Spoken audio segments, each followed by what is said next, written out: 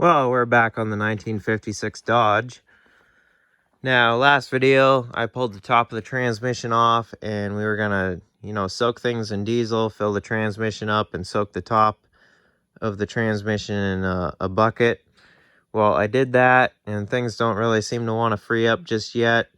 So I decided to push the truck in the shop here, and where it's only like 4 bolts and some driveline U-joint bolts that hold the transmission in, I figured might as well just drop it out, deal with it out of the truck, and get the gear oil out of it, and just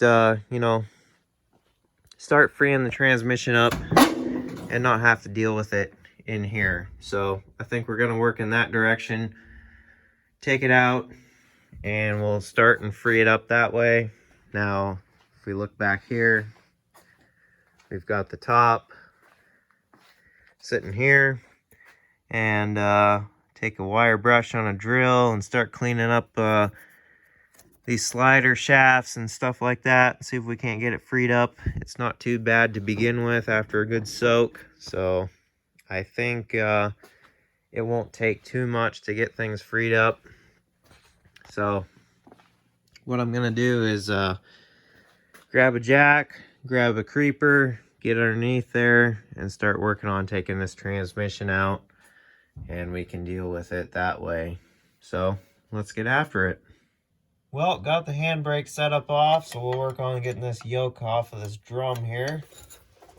Just get these loosened up. Well, the nuts that hold the yoke to the drum here, they're all off. And as you can see, you pry on it and only the drum really moves. So what's happening is the drive line's not slipping back far enough to allow me to drop it down out of the way from the transmission. So looking back here, it doesn't really look like it can slip back. So I might have to drop this carrier bearing down and get it out that way. So I'm going to work in that direction, drop this thing, and then we should be able to get that end down and out of the way. And cowabunga. Well, now they're all out. Now to lift up on this one and get it taken back off.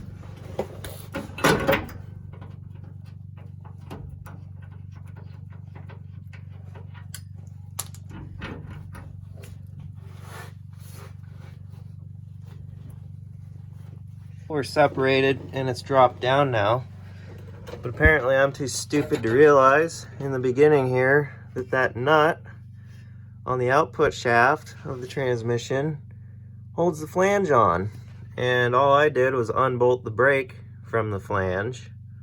So that's real stupid. Looks like I'm either gonna have to take these well, I mean, that's the only option, is take those retainer straps off and just knock the U-joint out of that yoke, because how do you get the nut off and the cotter pin out with this U-joint and yoke in the way? So I am gonna have to do that because there's just no getting it off. I figured it was just it had a hole in the center and went past the nut to come off, but nope. One of those. There, the flat straps are off. Kind of a interesting design. You've got this piece and then another flat piece that goes over it. But if you look, the U-joint caps have like little tiny splines or teeth in them, and so do these caps. And they just kind of lock into one another, and that's how they retained them. Kind of interesting. So with both of those out, we'll take a ball peen hammer and see if we can knock them loose. Oh yeah, it moves pretty easy, so I think that should come out of that yoke pretty straightforward, so we'll try that. There we go, free and clear of that. Still would have had to separate it and drop down the carrier bearing anyway, because that would have been a pain to do with the whole thing hooked together. So clean this stuff up and get it put away so we don't lose it. And now we can continue on to dropping this thing out. We're up top here for a second. We'll get the speedometer cable unhooked. Kind of tricky to get in here, but I think it's doable. Might even be loose already. Oh yeah, it kind of is. They're usually not super tight. And we'll drain it too, just so it doesn't make a big mess taking it out. Oh, and lots of water. That's good for it. Oh yeah. Nice.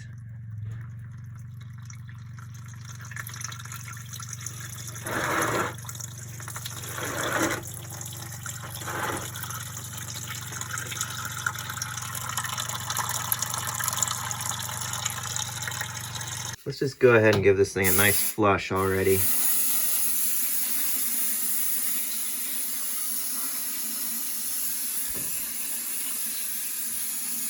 Working on getting these big 13/16 bolts broke free before I get the jack under here right in the way, so we're nearly there.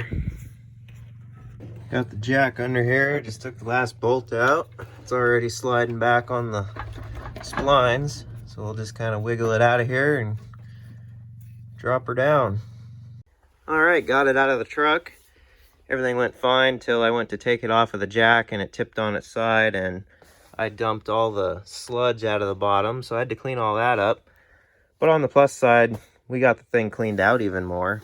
So looking at it here, luckily most everything still moves. It's just little features that don't want to move, like I think this gear here doesn't want to slide on the main shaft yet.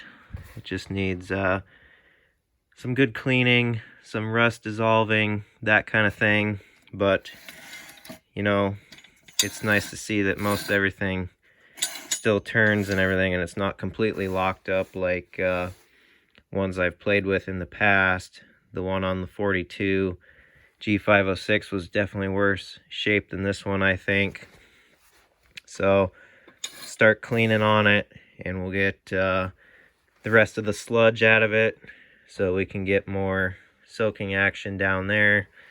And I mean, just looking at what came out of it, it's definitely good that we dropped it out of the truck.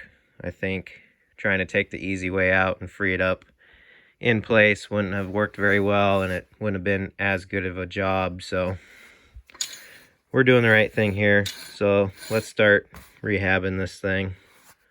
Well, what I went ahead and did here, I cleaned up the drain pan and set the transmission in it, as you can see. And I put an ATF and diesel mix in it now and absolutely filled it up. Now it's in the drain pan because, as you can see, the fluid leaks out past the seals, along with the output seal as well.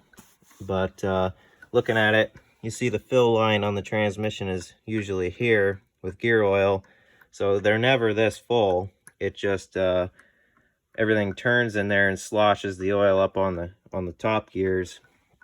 So that's usually full level. We're well above that, so they leak like this. And of course, diesel is a lot thinner than gear oil, so that's gonna happen. But just do this to keep it from getting all over your floor. Even a bigger drain pan would be nice, but it works. So even though I had diesel in it in the truck, it kind of just leaked out the rear seal and I wasn't able to get a good soak on it. So this way I can start messing with it and, you know, rotate it around, get things circulating nice, and it's already sounding better and moving easier. So we'll just give this some time here, and I think we're gonna be all right. Then we can start cleaning up the rust and get that dealt with. So we'll see how full that thing gets. Our level might get below this seal first, but something to keep an eye on. Well, while that is soaking, we'll come out here and start cleaning on the top and work on getting it freed up.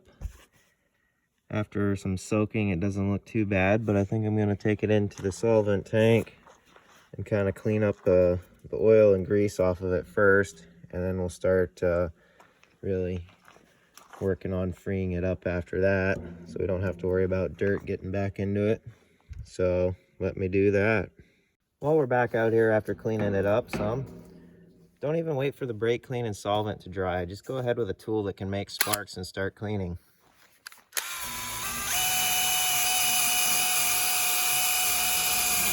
Well, I've been spending some time on it here and getting things to shine up and work again. A little bit of minor pitting, but not bad. The M37 transmission was about like this, so we know it should work in the end. Basically what I've been doing is taking strips of emery cloth, wrapping it around like that, and working it back and forth. And then a lot of people give me a hard time when they see me using WD-40 and they say I should use this stuff instead. Don't worry, I have some. I've been using it. But anyways, kind of what I've been doing. So we'll keep going on it here, and I think it's pretty close to working again. Just try and get things as shiny as possible and smooth as possible. All right, we'll lube every rail up here. Start working things back and forth.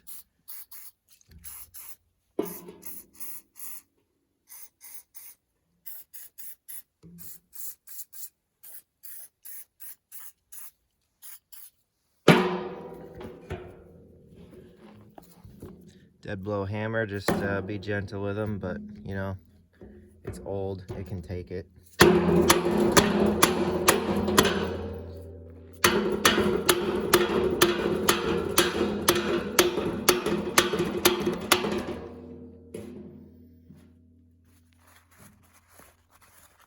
Sometimes you got to work them to one side and then shine up the rail that side, and then work them back the other way and shine it up some more.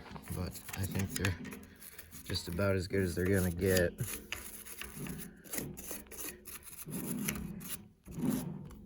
All right, I'd say we did pretty good. Things cleaned up actually decent, and holding on to the casing and working the shifter, everything works as it's supposed to. It goes into every gear position, including back to neutral, so I think she'll be all right. Before we stick it back on, I'll lube everything up good again, because I brake cleaned it off, and just to look at everything. And I also buffed this surface clean so we can get a good seal when it goes back on. So the top is done and ready to go. Now to focus on the transmission. Well, it's the next day. The transmission has had overnight to soak and get situated, so I think we're ready to get the fluid out and start playing with it some more. It's kind of rainy out today, so what a great time to spend in the shop doing something. It's looking like it's actually cleaning up. Definitely spins more freely now. So what I'm going to do is empty that out, since we're down below level of the seal practically, so get rid of that, and then I'll just start pumping this fluid out rather than trying to dump it and make a big mess. So let's get the fluid out and we'll see if we can get things freed up. Okay, I've got pretty much all the fluid pumped out of it now, so we're going to go ahead and see what will work and what is still locked up. Right now we're in the neutral position, so if we turn the input shaft, things just spin freely. We've got no engagement anywhere. So as far as that goes, the bearing feels fine. Everything's turning great. Takes very little effort to turn it. So, you know, that feels nice already. Now, if the motor was running and idling, it would just be constantly spinning this all the time until you push the clutch in and disengage engagement on the shaft, and you can then select a gear, and then so on and so forth. So with the input spinning, let's try and select a gear. So we've got one there. As you can see, the output turns now, and we'll select this other one. That one works good. That should be third or fourth there. I can't quite remember. So we'll go from that one back to neutral. So we're back in neutral. And then we'll take a look at this gear set down in the bottom corner. That gives you reverse. Now, if we look down in the bottom here, we've got another gear set that's on a large pin that allows it to slide back and forth. Now, being in the bottom, I would suspect this to be locked up because that's where all the, you know, worst of the fluid and junk was, but it actually spins really nicely and freely. And if we get things lined up just right, you'll notice it'll slide right over. Might have to turn the input a little bit. There. They slide over like so. And if we turn the input the same direction the motor would be spinning it, it turns the output at the opposite direction. So that would be reverse. And as you notice, you apply a lot of spin on the input and get a very slow rotation. So that would mean it's a low geared reverse. So everything seems good that way. Now we'll slide them back like that. Now they can just kind of hang out and they've got no engagement whatsoever at the moment. So we're back in neutral. Now this one, this should be first because it's a large straight cut gear, meaning it'll be very low geared as a first gear usually is. And this is the one that does not want to slide back and forth. It slides on these large splines, and as you can see, the one fork from the top comes down and it's what selects it. So we're gonna gently persuade this gear and see if we can get it to start sliding back and forth and free it up. Okay, let's just kind of brush this up a little bit, give it the best chance of sliding that way that we can. We can even turn it from the back here.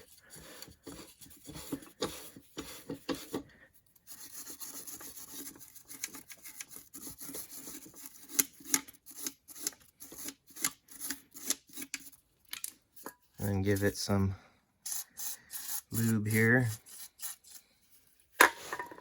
And then just take a handle of a dead blow hammer and just, you know, set on it and give it a few whacks here. It's already moving.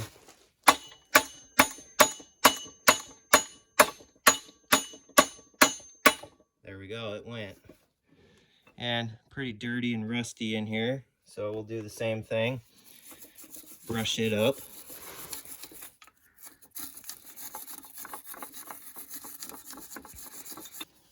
Spray some of this junk off.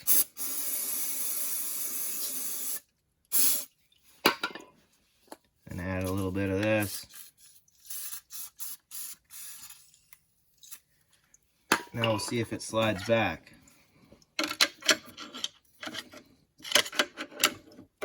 Oh yeah, pretty easy.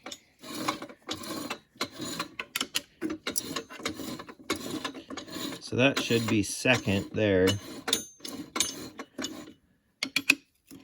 And if we go back with it, might have to tap it again.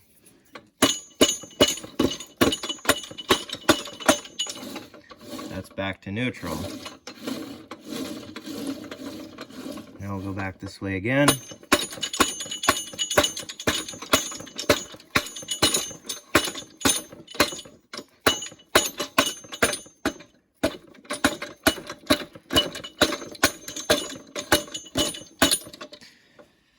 Kind of applying a little bit of a turn on the input while I'm tapping just to get, you know, teeth lined up so we're not bashing against teeth the whole way and, you know, wrecking something.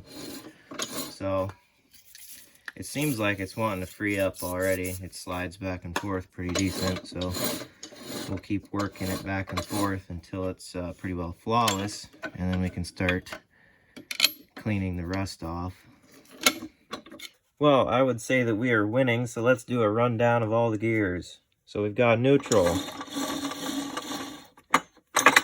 first,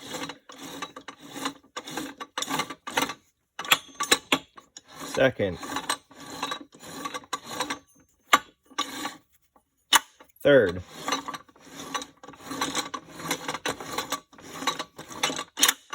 fourth,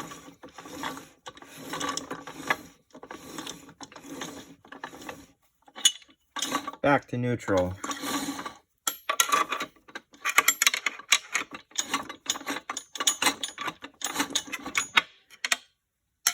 reverse,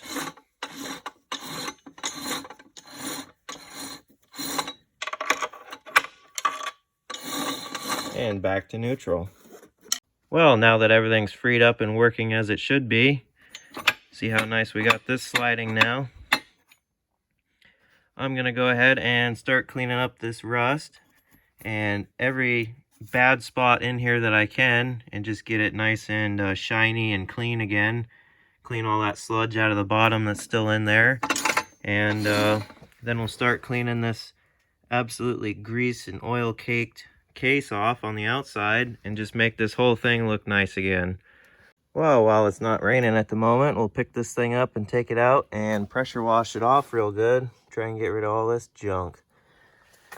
Got a plug in the speedometer drive there, so we shouldn't get any water in there.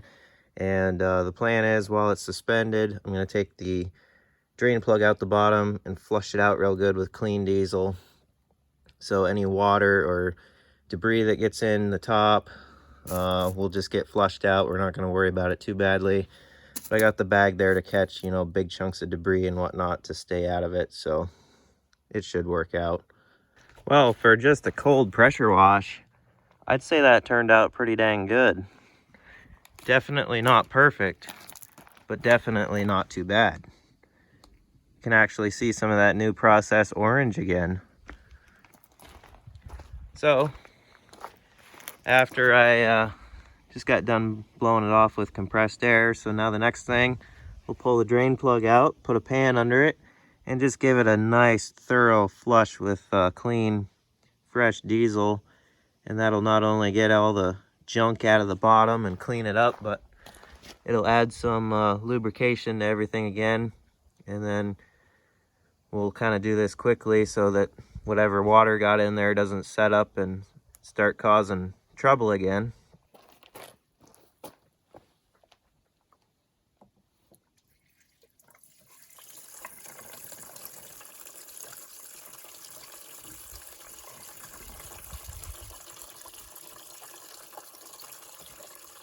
I'm gonna go ahead and pull this side cover just so we can better clean out the bottom, because there seems like there's a lot of junk in there.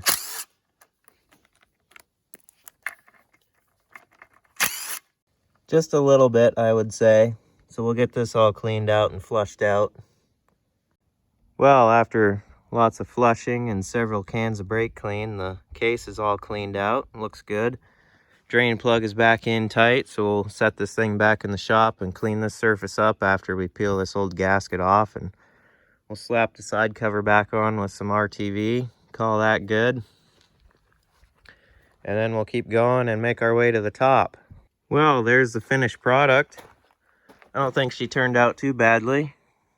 Cover's back on, and then I also cleaned up these surfaces here for the throw out bearing to go back and forth on, and then for the pilot bearing, so we shouldn't run into any issues there.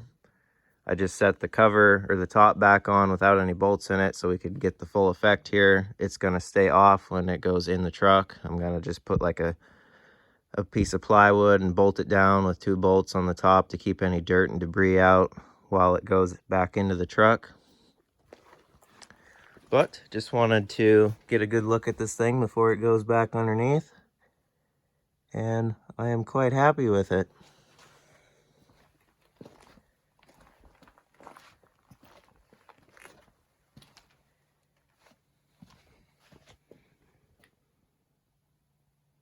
So anyway, now that we got the transmission all finished up and ready to go, we're going to call it a video, and in the next episode we'll focus on putting it back in the truck and getting the truck mobile again. So, till then, appreciate everybody watching. We revived another old transmission for another old truck, so it's a good day. And be sure to like and subscribe. Leave a comment down below if you like this kind of stuff and want to see more of it.